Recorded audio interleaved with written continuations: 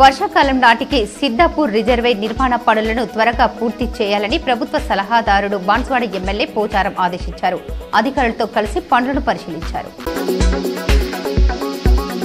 Armoor MLA Rakesh రెడ్డిపై Congress party Nizamabad జిల్లా అధ్యక్షులు మానాల మోహన్ రెడ్డి ఫైర్ అయ్యారు.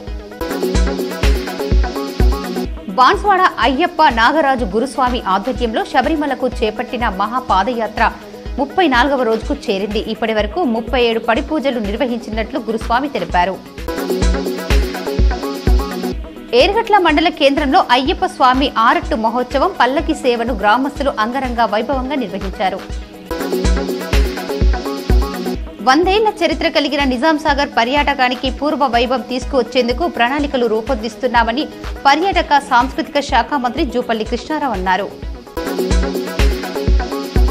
కష్టపడి చీమలు పెట్టిన పుట్టలో పాములు జోరినట్లు బాపూజీ వచనాలయం పాలకవర్గం ఎన్నికల్లో సారా మద్యం ముస్తేదారులు పోటీ చేయడం అనేక అనుమానాలకు దారితీస్తుందని అధ్యక్ష తిరస్కార అభ్యర్థి కోనేరు సాయి కుమార్ మండిపడ్డారు. అవినీతి రహిత సమాజం కోసం ప్రతి ఒక్కరూ కృషి చేయాలని నిజామాబాద్ జిల్లా జడ్జి కుంచాల సునీత పిలుపునిచ్చారు. జిల్లా కోర్టులో ఏసీబీ వారోత్సవాల్లో భాగంగా బహుమతులు, ప్రశంస పత్రాలు అందజేశారు.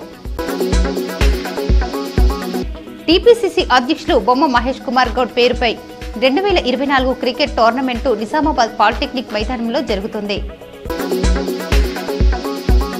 10వ డివిజన్లో దేవేందర్ ఆధ్వర్యంలో నిర్వహించిన ప్రజాపాలన విజయోత్సవ సభలో కాంగ్రెస్ నాయకులు పాల్గొన్నారు. పర్యాటక ఎక్సైజ్ శాఖ మంత్రి జూపల్లి కృష్ణారావు జుక్కల్ నియోజకవర్గంలో శనివారం పర్యటించారు. నిజాంసాగర్ ప్రాజెక్టు పర్యాటక ప్రదేశం కొరకు అవసరమయ్యే స్థలాన్ని పరిశీలించి హెడ్ స్లూయింగ్లోని జల విద్యుత్ ఉత్పత్తి కేంద్రాన్ని కౌలస్కోటను పరిశీలించారు.